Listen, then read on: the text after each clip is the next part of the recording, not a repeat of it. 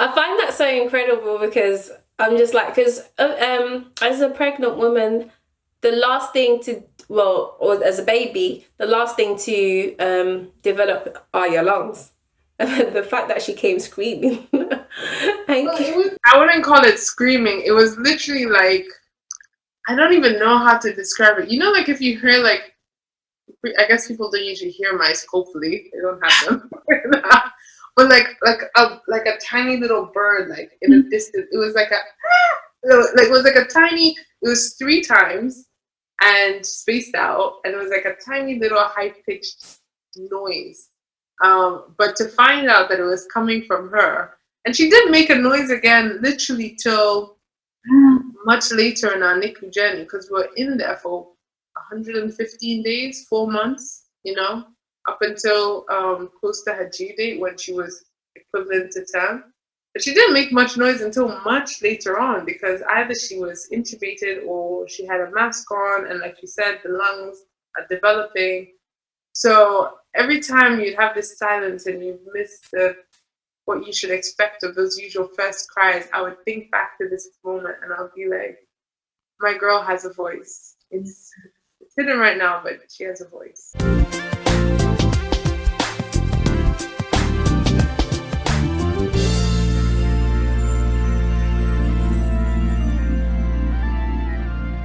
That's amazing.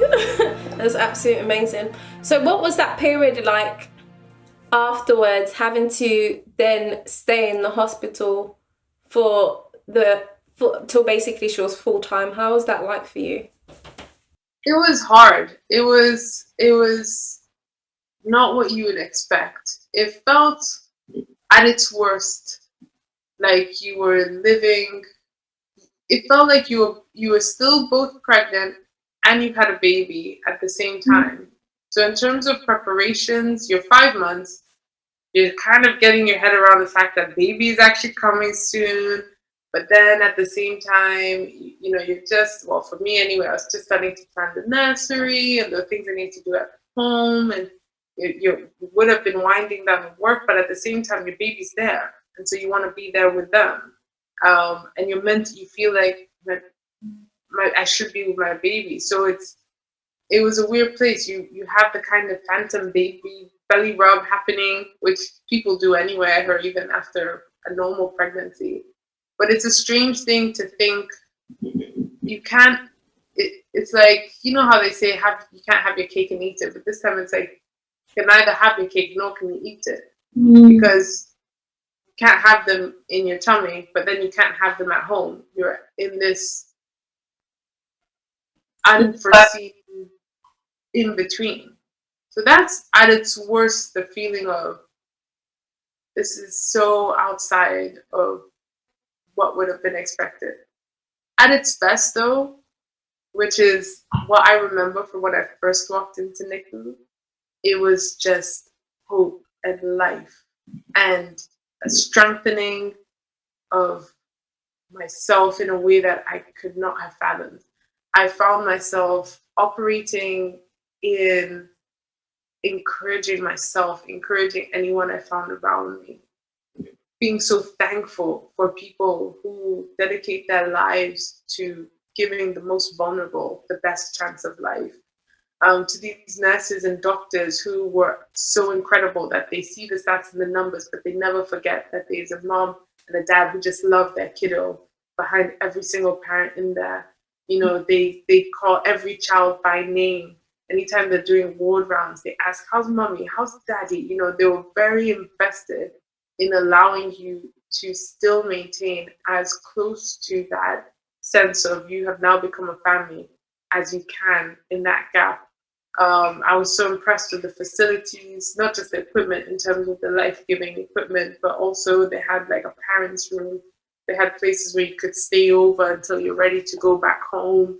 And so I was filled with a lot of Thanksgiving, and it was very difficult. I mean, I was spending pretty much my days. I'd wake up in the morning, I'd catch a bus, I'd go up to the hospital because me and my husband share a car, and some would say, oh, I should take the car, but I felt like I wanted him to be able to get to her after work. So I would get up in the morning, I'd catch the hopper bus, which is the hospital bus, go from Canterbury Hospital to Ashford, spend the day there, spend my lunch there, and then after work he would drive across and we would have his evening time with his little baby girl, and then we would come home later in the evening, maybe like 10, 11. So we went for a good 4 months with little sleep, and also lots of ups and downs, just medically speaking. They prepared us for it. I remember them saying, oh, in NICU, just to warn you, in a kind way, they were saying, but it's often one step forward, two steps back. They said, especially with extreme prems, because they're just so at risk of so much. We can't know if they'll develop fully. We can't know if they'll have infections that affect them mentally, physically. And I remember saying, but sometimes it must go one step forward, two steps forward. And she was like, well, I suppose, yeah, miracles can happen. I said, that's what's going to happen. And I was saying it kind of candidly, jokingly, not trying to make her think I wasn't listening to her. But in my heart, I was saying, this is what I'm speaking of with this child. And I'd read her books and I'd sing her songs, mostly gospel songs, but every now and again I'll throw in a little bit of Bob Marley with Baby Don't Worry. Every little thing's gonna be all right. That was one of the Nessa's favorite, because they would end up all just sitting listening to me sing. So I started doing, sometimes in the afternoons I'd sing for all the little babies. Not like practically. I mean, I'll just be sitting on my armchair next to my my little girl's little house, and I would sing, and I'd notice everyone had kind of gone quiet. I'd just carry on singing. But yeah, so many wonderful words of grace and hope and peace, and worship songs and praise songs, and it had its ups and downs. We heard so many things. Every stage would be filled with this could happen, that could happen, this is the next hurdle, and she just literally kept defying the odds. All the way from them telling us she might not hear and she passed her hearing test. She might not see properly, and because when you're born so early and you have to be on oxygen support, it can stop because your eyes are still developing, and the whatever it is that attaches to the retina haven't yet reached that. And when you have, I think, extra oxygen, it can shrivel them up, and so you can have vision issues. And I remember them coming from when she turned 30 weeks. They came and they were saying, oh, it was grade 1 in one eye, grade 2 in the other eye. I think it's like grade 4, grade 5 that is like, most likely be blind. So it seemed to be heading that way, and we're just praying, going, no, it's gonna be okay. And they came for the second one, and one eye had self-corrected, and they're like, oh. And then they came for I think the third checkup, and the other one had self-corrected, and then when they came for the last one, we passed the eye test completely. And so that was, again, another miracle. But all these little things also opened me up to facts I never knew. So, for example, ROP, which is the thing that causes the blindness, it's the reason why Stevie Wonder's blind. He was actually born prem. So, yeah, so he was a preemie, and so many. Churchill was a preemie. Isaac Newton was a preemie. But we went through a lot, She had to have countless blood transfusions, all kinds of things, because they check their blood almost every day, and you can imagine that little prick or a tiny prem every day, the amount of blood they have to take. If they're filling a vial, they need to replenish. So you get used to a lot of things that you realize later when you look back, you're like, oh, this is quite dramatic. Not just for a baby, but for an adult it would be dramatic. But somehow once you're in it, it just becomes so much part of your routine and understanding that certain things that later on you realize that's so abnormal, but to just become your normal. Yeah. I find it amazing that Justice was still going to work all this time. Like, I can't imagine how he was dealing with it. I know a lot of the time we focus on the woman because it's mainly happening physically to the woman, but I can't imagine how he was feeling mentally and emotionally and still being able to go to work. That's amazing to me. I would actually say that's a great point to make, because NICU dads can easily be overlooked. And any kind of, I think, pregnancy or maternal related situation, often dads can be overlooked. And I personally would shout out to Justice, because his workplace was very kind. We got, obviously, the time I was in hospital, those 2 weeks, we got 2 weeks off, and then they gave him 1 month of compassionate leave, where it didn't take from his annual leave or anything. So he just had 4 weeks. So for the first 4, 5, 6, for the first 6 weeks of that 4 months, we were together. So we would go up together. And then after that, then we had to return to work. But even before the NICU time in itself, he was such a rock and such a source of compassion, strength, encouragement. I mean, there was a time after my procedure, for example, even before that, but I couldn't do much for myself. I was on complete bed rest. I couldn't clean myself. I couldn't bathe myself. And I didn't really like the idea of a nurse doing it, even though they offered that a nurse can come in. I don't know. I didn't like the idea. And I asked him, and he didn't even think about it. He bathed me. He cleaned me. He took care of me in ways that you would never really, you say for in health and in sickness, but there's a way that once you find yourself at your most vulnerable, you start to think of that Bible phrase that says, they were naked and unashamed. And I just thought, this is not a romantic nakedness here. This is like at the most, like, literally, changing sanitary towels, helping me sit up, scrubbing my back, and he was there, not even batting an eye, so strong, so composed, so compassionate, encouraging. And, obviously I tried to also be that to him as well, but, never would have been able to traverse it without him in the way that I could. Do you feel like there was a lot of, in terms of mental health, there was a lot of support in the environment that you were in, or did you feel like it was enough to kind of look onto God and look onto your husband? Did you feel like in the environment there were people that you could talk to? So NICU itself and also the hospital in general did have counselling that they would offer. But I think this is, again, one of the things that I loved about being part of a church community. Because I remember when one of the consultants asked me, like, have you guys benefited from any kind of anyone to talk to and all this? And I was kind of like, well, I didn't really need therapy because I was living my therapy. I was living my therapy through my church community, through my pastor, through friends. I mean, we had, this because you were one of them, we had people cooking. Literally, I think those 4 months, I can't actually remember cooking a single meal. We had people cooking, dropping up frozen food, dropping up cooked food, hot food, lunches. We had people dropping off fresh clothes for me. I had one couple who kitted me out with leggings and new tops and easy to wear things that would just be easy to throw on in the hospital or throw on my way to work. I had one lady from church who said, oh, you might get peckish on all these journeys up and down on the bus. So she made me snack bags to go with healthy snacks, crisps and grapes and things to take with me on the journey. And people always there to say, when you want to talk, we're here to listen. And also for the times when you don't want to talk, because you don't always want to. Sometimes I think talking about things that are difficult can actually be more draining, depending on the time. And so also having people who are just happy to just be there, have a bit of fun with us if that's what we wanted.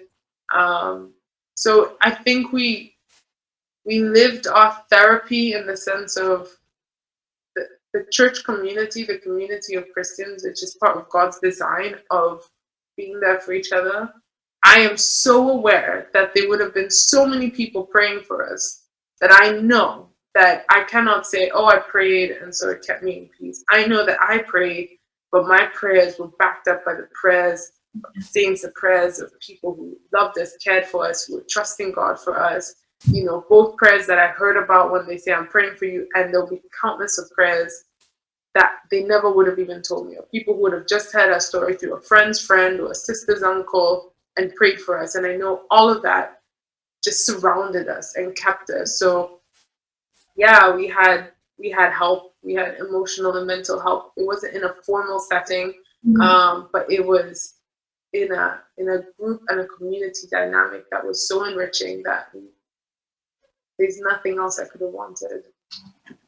That's really amazing to hear, because I think that sometimes not everyone has that community to turn to, or to, I guess, lift the burden a little bit. But as you're saying, that the hospital also had counselling, so if you didn't have the church community, then you would have also had that to kind of get you through it.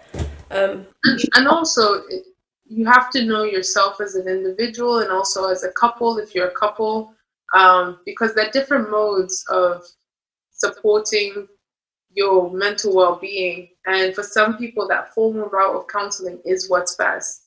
So I think it's about knowing all the things. I was very glad to know what they had on offer.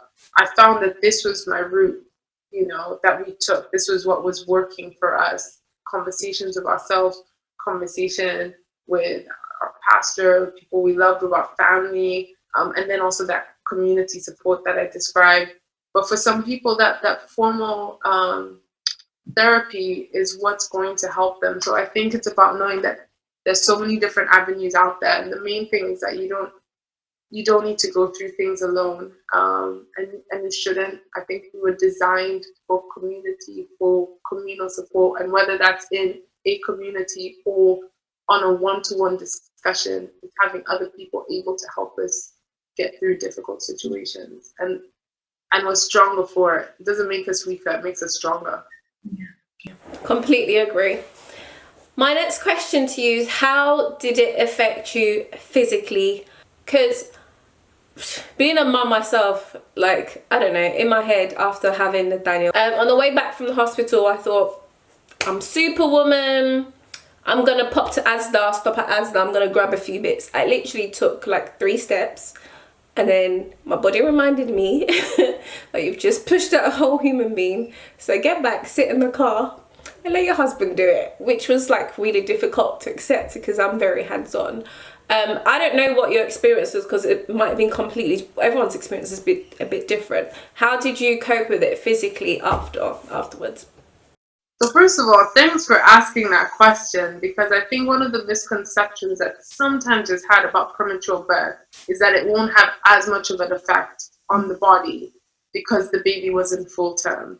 But it really does. You still get the same waves of hormones. You still, your body has still gone through, even if it's a smaller baby, it's never pushed out anything that size before. So hopefully, I don't know what people might use, but hopefully.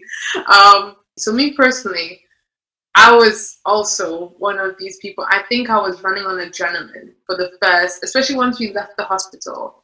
I think it was both the adrenaline of just being somebody who likes to be involved and get things going, but also the adrenaline of, we're going to do this, it's going to be okay. She's at NICU, but I'm going to work out. I remember one of like the first nights when we got home, I was planning out like a week, like, okay, I'm going to wake up at this time in the morning, and then I'll get dressed by this time, then I'll catch this early bus, and then I'll do this and then that. And literally, I did it probably for about a week, where I would literally wake up, brush my teeth, get dressed, get on a bus, go up to NICU, be at the hospital all day, and then be coming back at 10. And then in between that, on weekends, like I remember there was like, well, the point when it actually hit me was there was that first week on the Saturday, there was a baby shower. And I decided to spend the morning at the baby shower because I wanted to do that for my friend, even though they very kindly said, they understand I just had a baby in NICU. So if, but I was like, no, like I was still wanting to celebrate her, upcoming, because she was due, I think, in a month. So I went and I was on photography duty, and I was taking photos, and it was all going really well. And then suddenly I felt like, again, it felt like I'd wet myself or something. And I was like, what is going on? And here's the thing that I didn't actually tell you earlier. So after I gave birth, they told me that I had what's called ragged membranes. And they were saying that they basically wouldn't be able to tell if the whole placenta had come out. And this is something that sometimes happens with premature births, is because your body hasn't fully prepared to give birth, the placenta won't easily detach from the uterus wall. So they said they thought they had got all of it, but they weren't sure if it had all come out. Anyway, spoiler alert, turns out some was actually still in there. And throughout that first week, I had been feeling like those times I'd feel a bit like fainty and all this. But I remember just thinking, and also like, I thought that, the whole post-birth, can't even call it a period, but you know what I mean? Like you will bleed for a while. And so I just thought, oh yeah, I've never given birth before. I was thinking to myself, my goodness, I'm changing pads like all the time. Not actually knowing that my body was actually dispelling way too much blood because it was trying to flush out this piece of placenta.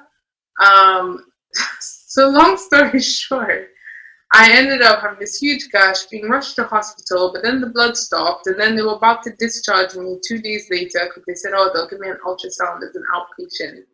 And then I ended up passing out in the hospital room after having what they found out later was lost over 2/3 of my blood.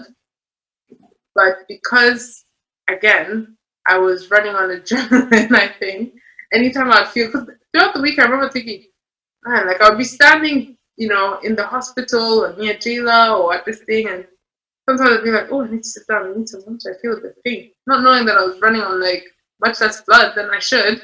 And so, yeah, I lost 2/3 of my blood, had to be rushed in for a procedure to get rid of the extra bit of placenta. And then I was back in the hospital room, poor Justice by my side, being like, he actually watched me pass out. And that I think was very scary for him because I literally passed out, like I was just unconscious. I don't think anyone can prepare you for seeing that happen to someone, literally pass out and then they're just bleeding on the floor in a hospital room. He ran and got help and they came in. So I wake up seeing him and I'm like, oh, I remember waking up actually and they were trying to get me in a hospital gown, I guess. And I remember saying, I was wearing like a stag top and they were saying, do you want to lift your arms? Joanna, stay with us, lift your arms. We're going to take off your top. And I was like, it's only Primark, you can cut it off. And they're like, stay with us, Joanna. That's kind of all I kind of remember because they put the oxygen back on me. And when I woke up, the first thing I was telling Justice is, I need to pump milk for Jayla, And it's like, it's okay, she has enough milk, like, you pumped enough yesterday, there's enough. Even in that situation, it was a reminder to me later on that, hey, healthy mama, healthy baby, healthy mama, healthy family. And I had to actually take a step back and say, okay, let me take care of myself. Let me make sure that I'm okay. So I remember Justice saying to me, she has enough milk. What do you need right now? So I was like, I am pretty tired. And he's like, yeah, you lost like 2/3 of your blood, And he's like, what do you fancy? And I was like, I want pizza. He's like, I'm getting pizza. So he ordered pizza, brought it to the hospital room. I ate pizza. And I think I slept for like 10 hours or something crazy while they were giving me blood transfusion. And when I woke up, I felt stronger. And then from there, after that, I started planning my NICU days with a lot more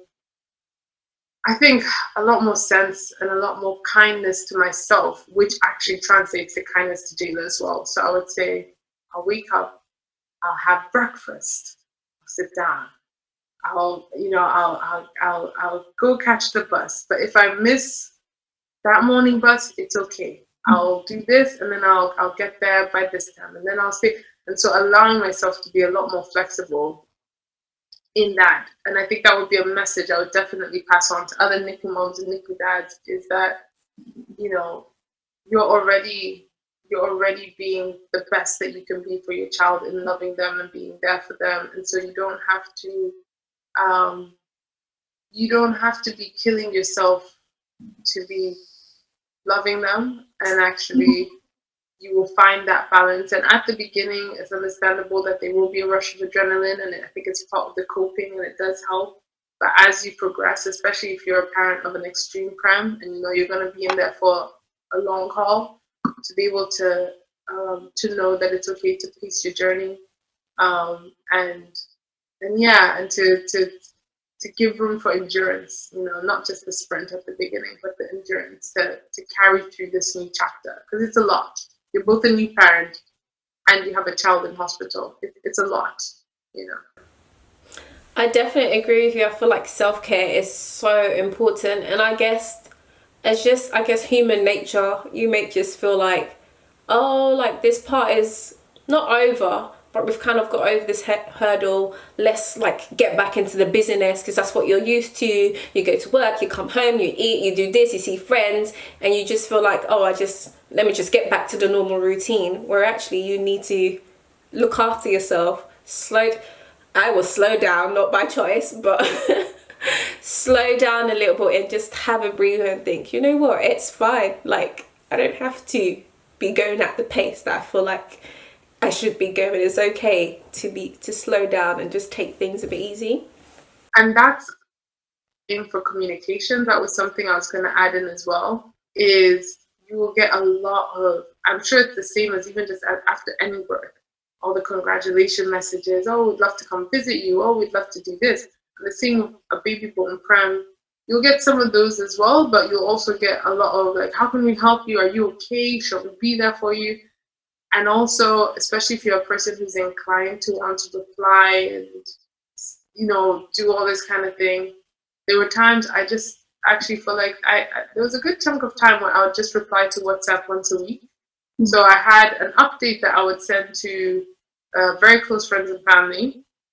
And that was kind of daily, and it was the same message. I would kind of do an update of the day, something, personal, but something that I wanted to send to like my family, Justice's family, and a few close friends.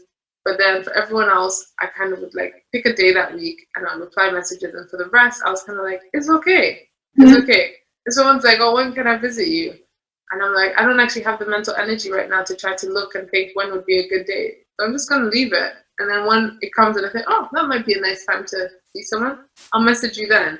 And to know that they're probably fine with that too, because, so not to have a pressure to communicate with everybody and reply to everything. And because that is the physical energy, but also just that mental load, because you're more sleep deprived. You're dealing with a new baby if your baby's at home full time, or your baby's in NICU and all of that comes with that. And you're also, like you said, getting over a birth and all this, which has all its natural responses. So to give your mental and physical self a breather. Yeah. And I guess when you're quite sociable, because you're quite sociable, it's kind of hard to make yourself unsociable to focus on the things that are actually quite essential and quite important. So I guess in that sense, you kind of have a pressure to kind of keep up with everything, where it's okay. It's fine. Yeah. So you kind of already said like how much you weighed, which was like, I was thinking when you said it, I was like, what, about 500 grams, which is like half a bag of sugar. But what did she wear? Because I guess people don't really think about that. What did you put on her? Because she was so tiny. What did she wear? Oh, I have this, which is a little box of mementos from her very early time in NICU. And one of the things I have in there is one of her first nappies. Now, mind you, this is actually the second size up. And so this was the second size up nappies. Now, I don't know if you can tell, that's the size of my hand. And by comparison, I brought along like her normal size nappy. So I think you can see that, and this is like literally, this was the size up and her legs would just poke out of that and it's tiny, but it's basically the size of like your hand. So that was literally her little bum. And this part used to go all the way up to like, she looked like, Steve Urkel, like high pants. Yeah. so that was a tiny first nappy. And I'll give you an example of the size of the hats she would wear as well. So they had to keep their little heads warm. So that was the size of the hat. And I don't know if you can tell on camera how tiny that is. But again, by comparison, if I put my little fist there, you can see that it's basically the size of like a palm. And I don't actually have like a grown person's. I think I have, this is from when she was a little bit older. But this again, this would not fit a newborn baby. And And this obviously, so this was, yeah, the size of her head. That's actually probably a good way to see. The size of her head was like the size of 4 fingers and a thumb. So if you hold up your 4 fingers and thumb in front of you and imagine just stretching it out, that's like the size of what her head was. And in terms of clothing, she only started wearing clothing much later on. But something else that I can show you is, this is now when she was actually a little bit older. So when she was first born, she had to be intubated, like I say, and it was only sometime later, once her lungs developed, that she could actually have a little face mask. And this was one of her, either her second one up or her first face mask. And that was the size of her nose. Can you see that? That is tiny. So that was like, my finger can't even fit in that. So her nose, you can see like the little space for like the top of the nose and the sides. That was the size of her nose. And this was one, they used to have a mask and they would swap it between the mask and one that goes on the nostrils. So you can see that there. That would go into her nostrils there. But again, that's, you know, the size of like the tip of my finger. So those are some of the things that can kind of show her size. But she literally she could fit between that palm and that palm, all stretched out, less than a ruler. Like I say, weight-wise, 555 grams. But amazingly enough, it's probably now when I look at photos of her, that I guess I realized just how tiny she was. It sounds strange, like I knew it at the time that she was tiny, but at the same time, I think it's the same with, I've heard, even just anyone who has a baby, that sometimes you go to a friend who's had a newborn and you hold their newborn and you're like, oh my gosh, I can't believe my child was once this size. So I get that even in the same way when I look at Nico and I'm just like, what? Like, oh my gosh, she used to be like, you know, like this, you know. And she was born, she didn't have an ounce of fat on her, so she was literally skin and body. You know, she didn't, eyes were still fused shut. Her skin was so thin because the actual skin as we know it now hadn't formed yet, so it was so thin that you could see her veins and everything through it. It was like translucent.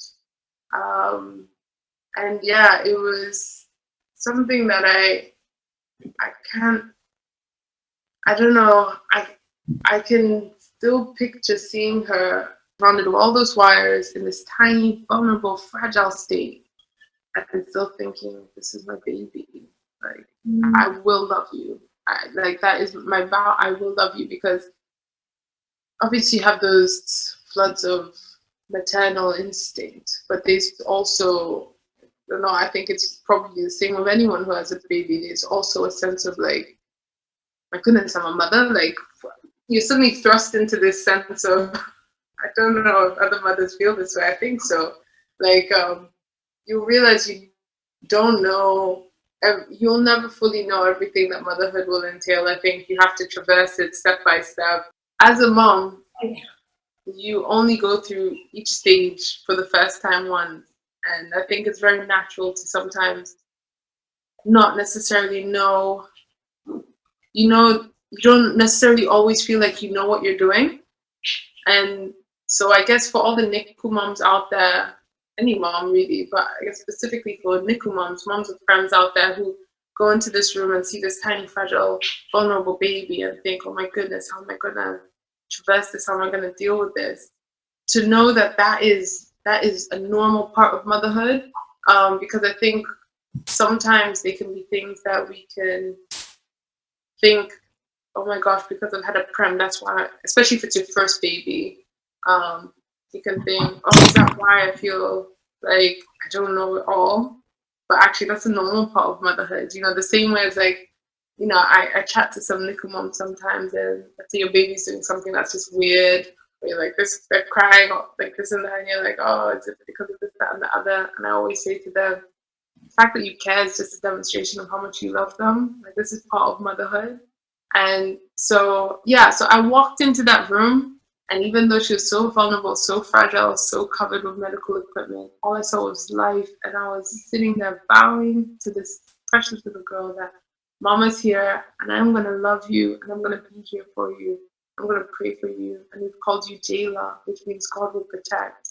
And even on the days when Mama seems a bit uncertain, on the days when Mama seems a bit nervous, it's just because we're learning this together. You know, we're starting this journey together. I've never done this before. I would tell her, I was like, not mom before, so I might make mistakes sometimes, but one thing that I promise you is that I will love you, and my love for you will grow as you grow, because it will be developed and nurtured, and that is my promise to you.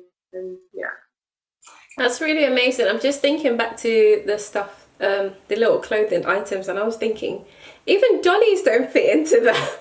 They're so small. And then the next thing I was thinking was, I remember that you sent us a few pictures, and I know you're saying that, oh, you look at her now, you can't believe, like, at the time you didn't realize. But I feel like even being on the other side, looking at Jayla, and I know that you send like some pictures of her progress, and I was thinking, oh my gosh, she's so big. So like I kind of get what you're saying, but looking at those pictures then, and like, let's say like 2 weeks after, I'm like, oh my gosh, like I remember when she like was starting to get like cheeks, I was like, oh my gosh, she's actually big. But in hindsight, looking back, she was really, really, really tiny. But yes, I completely get what you're saying. And even looking at that, I'm like, literally, I wish I could grab, like, we have a tomato there, and like this little hat would fit on a tomato, like a little tomato. And it's like, when you think about that, it's just like incredible. And it just, yeah, it blows my mind with gratitude every day. it's just amazing to, like, obviously seeing her now and like doing stuff and saying stuff. It's just amazing to see, like, she's really a miracle. And I remember even through like the time, me and Nyasha just used to be like, oh my days, I think these are the strongest people we know. Like, how the kids, I remember seeing you guys and you're always happy and so joyful, and I'm like, how are they remaining like this? Like, it was just like, oh yeah, they said, you know, we're gonna try another tube or nothing, the next one up and stuff, and you guys were like, oh yeah, and I'm just like how, where's the strength coming from? How are you so casual about it? So I think even looking at like yours and Justice's character throughout that period, I think me and Nyasha were literally, like, not even a joke, we were so blown away. Like, how are these people these strong? Like, I feel like we couldn't even comprehend.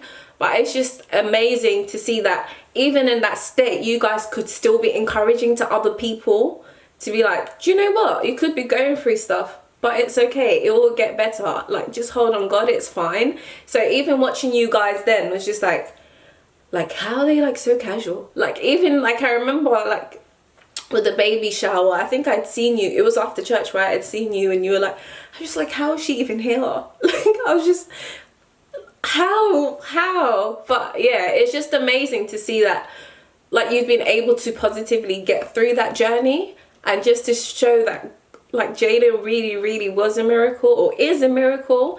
And I know everyone keeps saying like, wow, Jada's a miracle, but even yourself, like, to go through that, you and Justice, to even be able to get through that, because sometimes when people go through things, and I put myself in those shoes, and I'm like, boy, God, do not give me more than I can handle, because I don't think I'll be able to handle. So it's just like a blessing, and it's just encouraging to watch how you guys handle the whole situation. And I really hope that people can watch this and, you know, be blessed by it. And if they are even currently going through it, that they can, even if it's the smallest piece of hope that they can grab onto, that they can really grab onto. Because yeah, you guys' story is just amazing and such a blessing. Yeah, but to finish off, if you had to give 2 pieces of advice to like mums with premature babies, or knowing that they're about to have premature babies, what would it be? That's a big one. I think one piece of advice that I would give is to celebrate the little victories, because it's a long journey, and it's a journey that you didn't plan, that you were thrust into suddenly. And every single step of the way, there's going to be difficulties that you'll have to face, just because it's not what you were hoping to happen. It's not let's have a baby, yay, I'm pregnant, oh, here's the baby, let's take them home. It's much more complicated and much more difficult than you would have expected. However, you were stronger than you know. Mm-hmm. And sometimes you never know how strong you are until being strong is your only option. Mm. And you were designed to mother or father this baby. God saw them. He knew what they would be facing entering this world so far earlier than all others have to. And he said, you will be the one who can mother them through this early part of life. You will be the one who can father them through this. And let that truth give you a strength to know that you can do this, but also you don't have to do it alone. You mentioned earlier, Nana, you seem to be saying that Jayla is a miracle, but also the way we operated seemed miraculous as well. And I would agree. We, in this situation, it was a miracle too, because a miracle is the hand of God turning a situation around from the way it would have gone. And we could definitely see the hand of God in the way we were able to traverse this. And so for anyone who knows God, know that he's with you. For those who don't know God, I pray that you get to know that he's with you, and that he has people around you who will be there for you, whether that's people in your family or friends. Or if you don't have close family or friends around you, then there are people in the hospital who can help you. Don't go through alone. Find those who support you in love, who listen to both your joys and also your difficulties. But know that you are designed. You were designed for this baby. And in whatever their life has, ahead of it, you were designed to be the one with them every step of that journey. And so that would be my advice and I guess encouragement. Thank you so much for coming on here, Jojo, and sharing your story. Like I said before, I hope someone gets something from it, even if it's just one little thing. I hope someone does get something from it, because it's such a personal story and not everyone's open to share the story. So I'm grateful that you've come on here to share it. Yeah, and thank you guys again for coming back to watch it. Make sure you like, comment, subscribe, and share it with everyone. And yeah, thank you, Jojo. Do you want to say bye?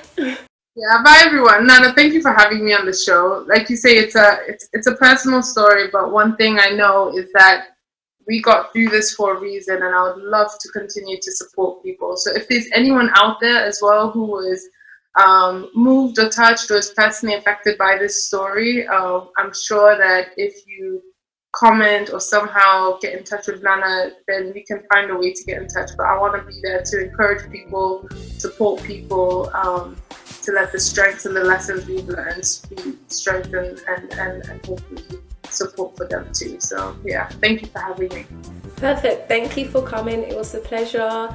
So hopefully guys, you'll be back again with another interesting topic. So make sure you like, comment, subscribe and share. And yeah, see you next week. Bye.